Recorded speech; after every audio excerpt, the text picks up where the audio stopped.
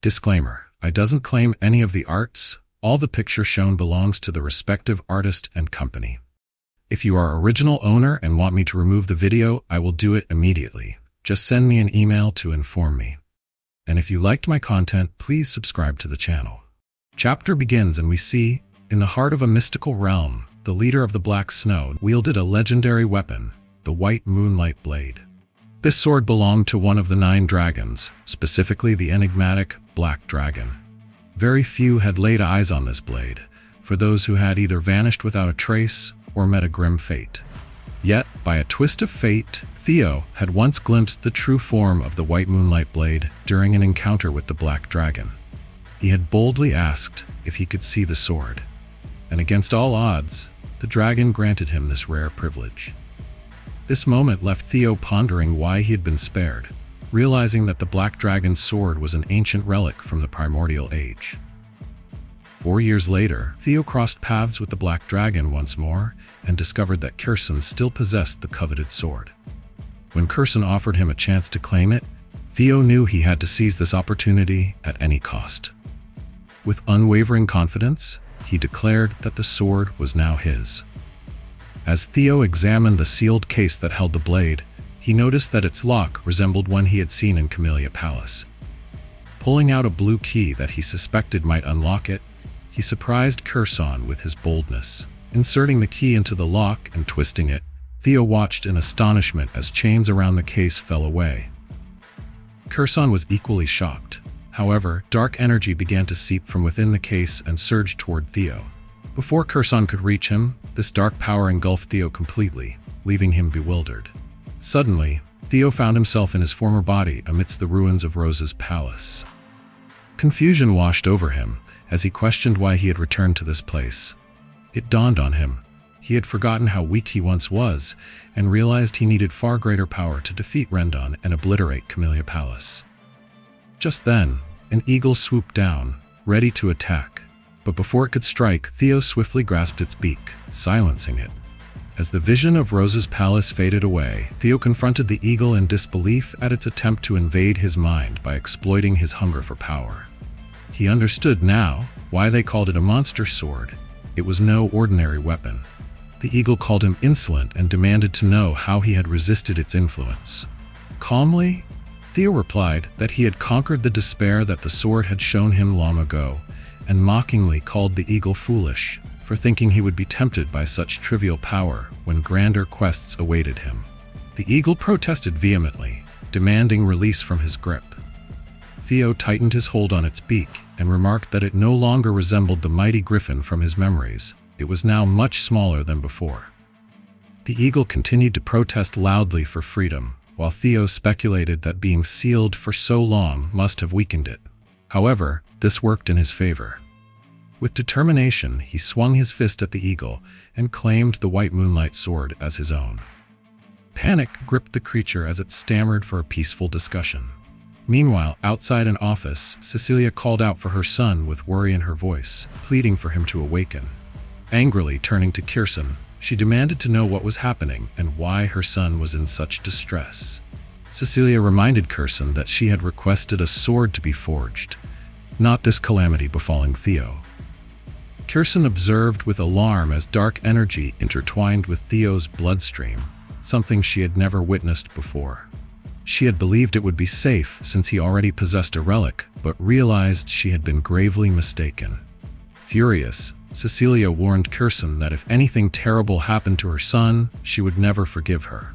Frozen in fear, Kherson watched as dark energy from the sword began creeping toward Theo's hand without either of them noticing. Suddenly, a black aura enveloped Theo as his body absorbed all of this dark power. Moments later, as Cecilia called out his name in concern, Theo regained control of himself and embraced her tightly as she wept with relief and fear. Theo gently reassured her that he was fine now and there was no need for alarm. Kherson sighed in relief too, while a system notification congratulated him for defeating a griffin and informed him that he had completed scenario quest number 2, rewarding him with ownership of the White Moonlight Sword. As he gazed at the sword in awe, Theo reflected on how fortunate he was. Defeating the griffin had been surprisingly easy, since it had just been unsealed and its psychological attacks failed against him. The system informed him that absorbing the sword's monster energy significantly boosted his magical power by 30 points, pushing his total above 200. This surge granted him divinity, a special ability enhancing his body and providing a 1.5-second recovery effect for magic power. Delighted with newfound strength on par with high-ranked swordsmen, yet frustrated by not being able to utilize all of it just yet, he would have to hold back until the awakening ceremony. Theo turned to Kherson, who congratulated him on his success, despite Cecilia's continued glare filled with anger. Curious about Kherson's promise made earlier, Theo asked if she would keep her word. With a smile, Kherson reminded him that elves cannot lie. At that moment, Theo felt an unusual movement from the sword itself. Kherson noted that it seemed defiant. Theo stared at the blade and wondered if it still hadn't acknowledged him as its master. He noticed how it appeared almost fearful under his gaze. Kherson explained that it wasn't about acknowledgement, but rather that after being trapped for centuries, the sword likely felt stuffy and wanted to release its pent-up frustration. Pointing to a nearby target board flashing brightly, she suggested that Theo swing at it with all his might. When he hesitated about whether this would be safe, Kherson confidently assured him there was nothing to fear, stating even if it was indeed the White Moonlight sword, someone who hadn't undergone an awakening ceremony wouldn't damage the Basque workshop. Though slightly irritated by her words implying weakness, Theo agreed. It was an excellent opportunity to test out both his magic energy and new weapon, while concealing his dragon heart whenever necessary. Approaching the wall with determination, Theo unwrapped the sword and asked Kherson to excuse him as he prepared for a powerful strike. He positioned himself carefully and infused some magic power into the sword. Suddenly, a system alert informed him that this blade was not just any weapon, but rather a monster sword possessed by a griffin, a relic from primordial times. Gathering force behind him, as strong winds swirled around them due to his buildup of energy, Kherson sensed something intense brewing and tried desperately to stop him. But alas, it was too late. With one swift motion using his signature single flash technique, the resulting force not only slashed through the wall, but cleaved the Basque workshop cleanly in half. Cecilia watched in astonishment while Kherson stood frozen, stunned into silence by such overwhelming destruction. Hello everyone, thank you so much for watching my videos. I've just launched an Instagram page, and I would love for you to follow me there as well. This way, we can stay more connected and keep you updated on all the latest news and developments regarding the channel. Your support means a lot.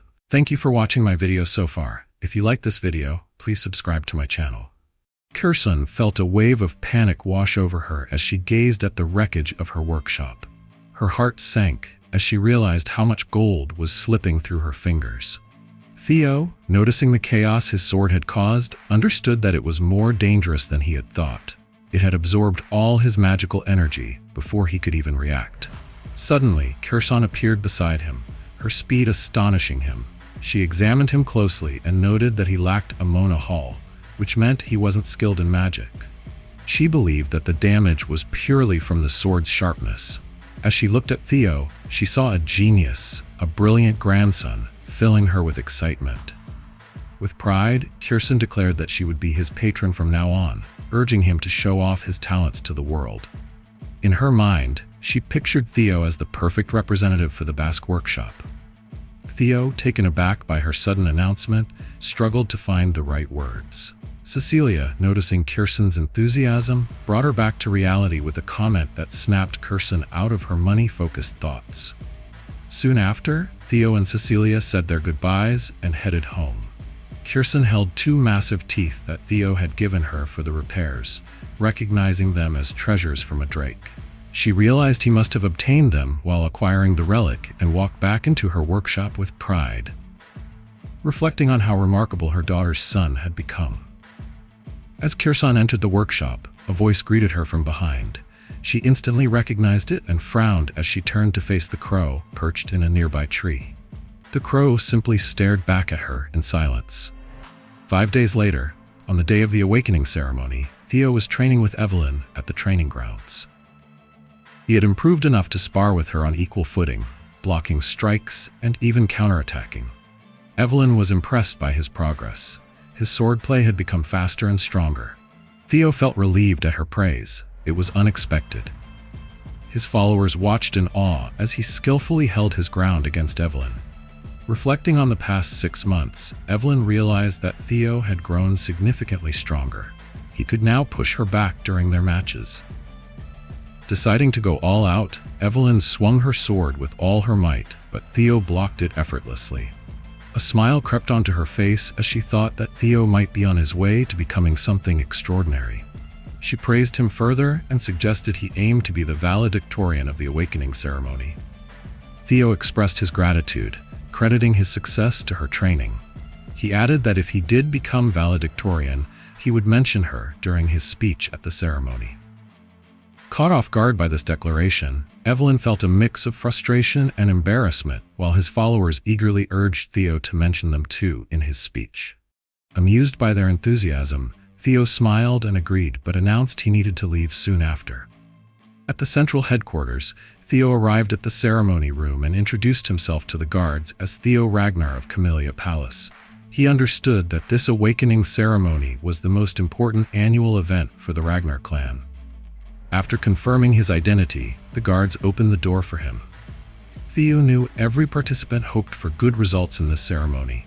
It was their first chance for Ragnar swordsmen to gain recognition and honor. This year was especially crucial as the entire Ragnar clan was watching, including clan head Kyle Ragnar and the legendary 9 dragons. Also present was Hilda Ragnar, a former clan head from 2 generations ago. Theo noticed Hilda looked much younger than her 150 years would suggest. It reassured him to see her attending once again. Suddenly, a drumbeat rang out, capturing everyone's attention as Vana Ragnar, a judge and Dragon Gate swordsman, stood before them and announced they would begin the preliminary examination.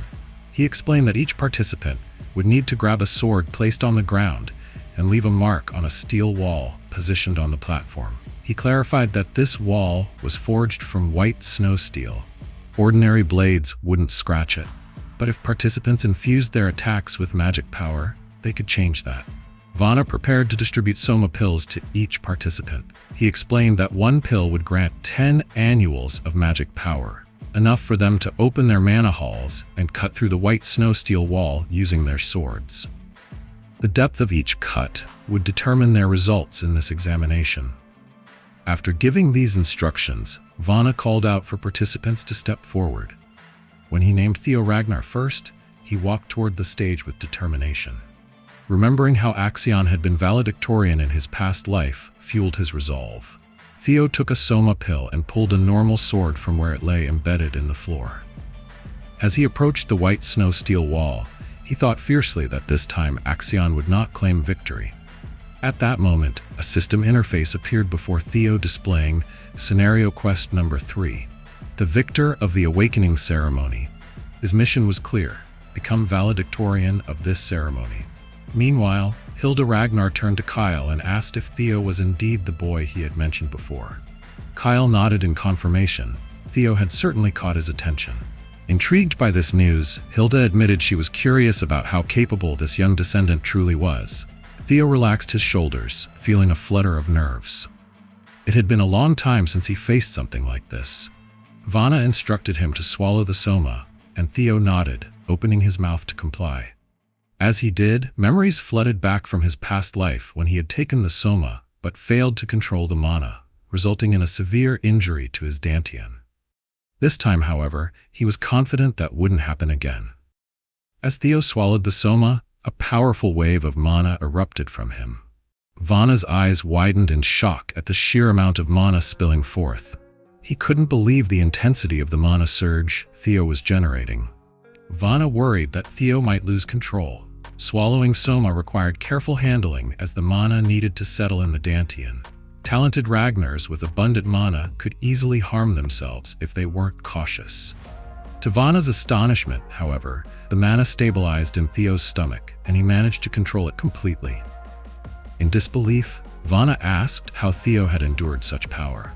Theo felt relieved. Now equipped with both a dragon heart and a mana hall, He thought this experience was almost too easy compared to his past life.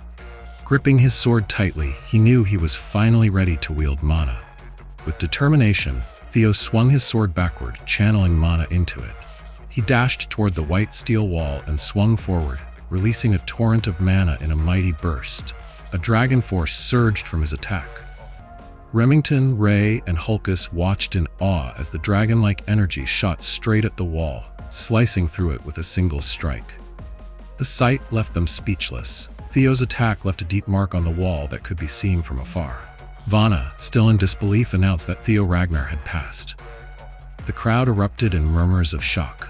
None had witnessed such power since young Master Thorkiel. They questioned whether this truly was the sword slash of someone using mana for the first time. Just then, the system informed Theo that his luck had dropped to 0, and that the curse of bad luck that had haunted him was finally broken. His fame would now begin to spread across the world. Excitement surged through Theo. He was no longer cursed and stood on equal ground with everyone else. The system revealed that many important figures were taking notice of his remarkable performance. Osa Ragnar wished to take him as a disciple. Julius Ragnar frowned at the attention Theo received. Robert Ragnar remained cautious, and Hilda Ragnar showed keen interest in him. As Theo stepped off the stage, his thoughts drifted to the unexpected attention from both the Black Dragon and Sword Dragon. But what mattered most was catching Hilda's eye. Now that she possessed the heart of Garuda, he realized that if he could obtain it, he would become stronger than anyone present at the ceremony. Moments later, Sybil took his turn and slashed at the wall, leaving a small scratch just enough to pass proudly.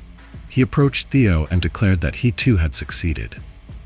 The next 3 participants, Ray Ragnar, Hulkus Lenk, and Remington Narcio, each passed as well, leaving deep scratches on the wall.